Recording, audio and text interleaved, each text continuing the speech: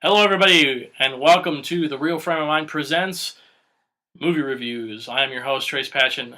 With me today, we got Icebox and we got Big DZ Gumber. Today, we're going to be reviewing a movie that just came out this week and probably one of the most anticipated films of the year. We got Rogue One, a Star Wars story, directed by Gareth Edwards and starring Felicity Jones, right? Yes. And Donnie Yen. Donnie Yen, Diego Lunas, whatever. James Earl Jones. James Earl Jones, among a plethora of others. Let's just jump right into Alan Tudyk, yes. Let's just jump right into the plot. Alan Tudyk, wow. Yeah, he's a robot. He plays the voice acting for K2SO. Yep. It's the main robot of the film. Funny stuff. But anyways, we'll jump into the overarching theme or the plot of the story. Damon, why don't you tell us everything about... You go ahead. Huh? He just cuts you down. Dude, alright, fine. Well, essentially, You're better at this. if you don't know Star Wars, if you don't know what you're coming into, at least in this movie, something's wrong with you, because this is the movie about the rebellion's mission to essentially go and get the Death Star plans, and what leads to essentially the first Star Wars or fourth Star Wars film. And the movie follows Felicity Jones's Jyn Erso through kind of her life, and her father, I forget his name, but Galen Erso. Galen Erso, he is actually the guy who created the Death Star. Mads Mikkelsen? Mads Mikkelsen, Helped yep. create it, yeah. Mads Mikkelsen plays her father, and he's the man who makes the Death Star plans for the Empire, forcibly, if I might add. So this story is essentially about her life and how she comes, well, not just her life, but about her journey through kind of rebelling even against the rebellion, and rebelling through life, as the trailer suggests, until she meets up with Diego Luna's character, Cassian is his name, Captain Cassian, and then a plethora of other just odd, cool, fun characters kind of mixed together to create what inevitably becomes the Rogue One team, and their mission essentially becomes, kind of just on their own volition, the attempts to steal and find the Death Star plans. Very fun movie. It is a Star Wars movie in its heart. There's even scenes, and we're going to do as spoiler-free as we can, but there's even scenes in the movie that will just literally just pull you from this movie and drop you right back in New Hope, because some of them are literally taken from scrapped New Hope footage, which is really cool. So we're just introduced to just a cast of these awesome, fun characters. Some just off the top of the head, with K2SO, the robot, really fun, funny, probably the most funny character, next to Donnie Yen's character. Which I'm really bad with their names too. I'm not sure off the. Honestly, don't. It's his character and then his good friend's character. They're kind of a tag team. We don't really know why they're friends. I thought they were brothers. No, I think they just kind of suggested that they were friends. But nonetheless, they get involved in this, and Donnie Yen's character is blind, and he's a believer in the Force. He's not a practicer necessarily of the Force. There's some kind of tendencies that you can see, but essentially he's not like a Jedi or anything.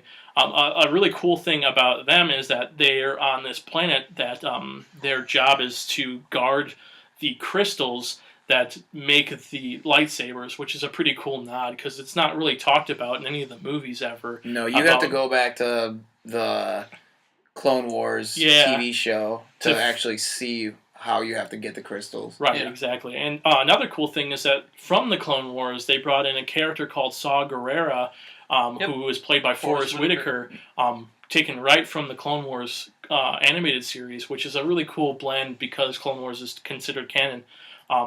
Not to mention that we know the outcome of the movie, but it's just a fun, just visually pleasing and emotionally enriched journey to the end, and not to mention Darth Vader shows up. He shows up for a very small amount of time, considering the run time of the film. But when he is there, he is the presence that we all know him to be and love him to be. And it's a very, very awesome, fun scene at the end of the movie with him in it. Yes. Now, Damon, can I go to you? Are you ready to talk? Yeah, I can talk. All right, tell me what you thought about this movie. I really enjoyed it. I've seen about 30 reviews that say it's a really darker movie, and I don't think I completely agree with that. There's darker still elements.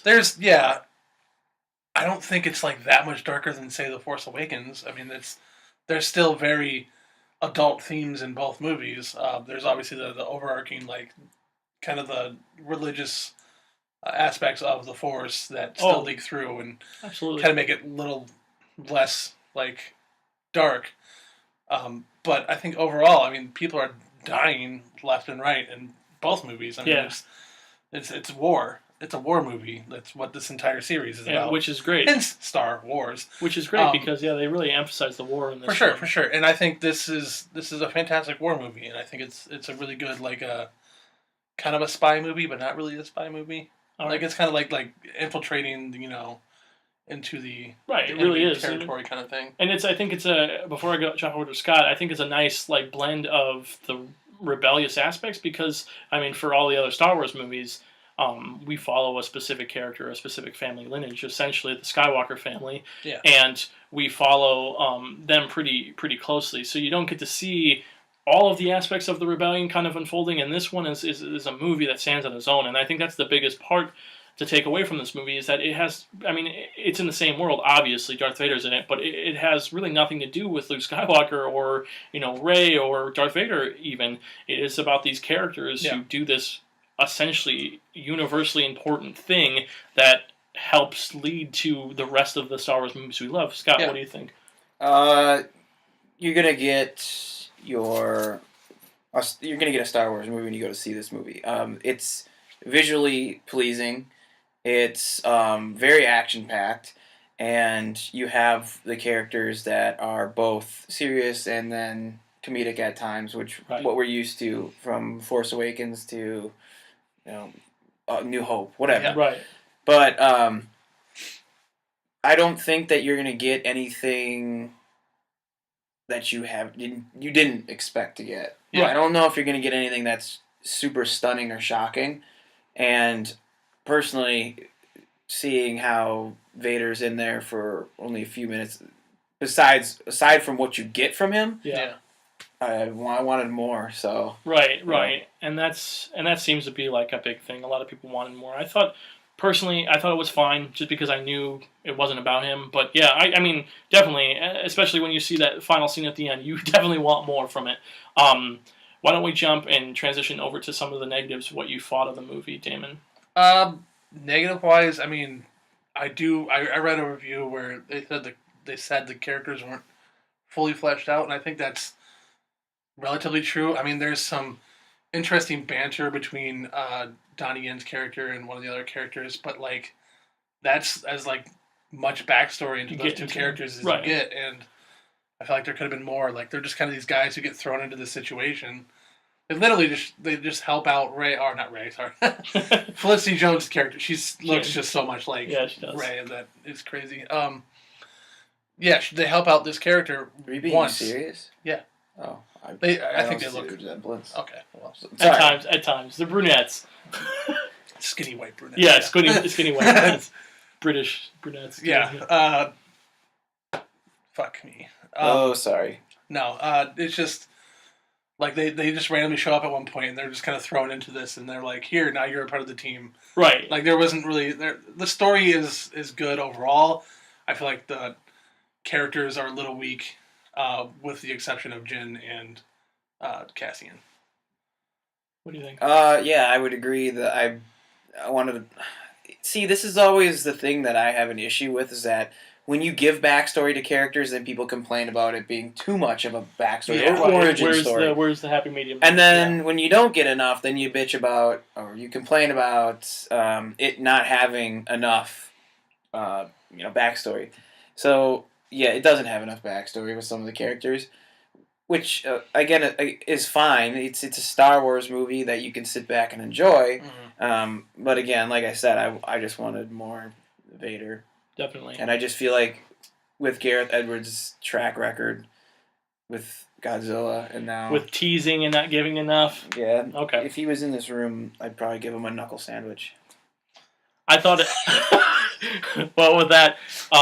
I'm going to give a final closing statement. I thought this movie was exactly what you wanted it to be. It was essentially a standalone Star Wars movie, the first of its kind, that immersed you immensely into the Star Wars world. It was a Star Wars movie in every sense of the word. But there are things with development, with rushing. I thought a little bit of the beginning kind of trotted along at a slower pace than we're used to for Star Wars movies. So with that, I thought that it just took away from it a little bit. And I think even though its greatest strength is that it's kind of by itself, I think that kind of takes away from it because we kind of knew what was going to happen. We know where this is going. We know we're not going to get a lot of time with these characters moving forward because this is it for them. Well, it's a one-and-done movie, you know what I mean? So I think with that in mind, let's grade this. Scott, we'll start with you. What are you feeling? I'm going to give it... I'm teetering B- and B, so I'll give it the benefit of the doubt and go B. Okay, fair enough. Damon? B+. Yeah, I'm going to sit at an A- for me. Like I've always said, I'm a little biased, but I can sit back a little bit and see the flaws. There are a couple. But nonetheless, go see this movie. It is in theaters right now. Rogue One, A Star Wars Story. Also, follow us on Facebook or YouTube and tweet us at The Real Frame of Mind. There's no or. Follow us on both Facebook and YouTube. And you better Twitter. Subscribe. Yes. You And better. don't unsubscribe! If you subscribe and then unsubscribe and I figure it out, I'm going to sabotage your page. Just kidding. All right, we'll see you next week. Next week. More movies.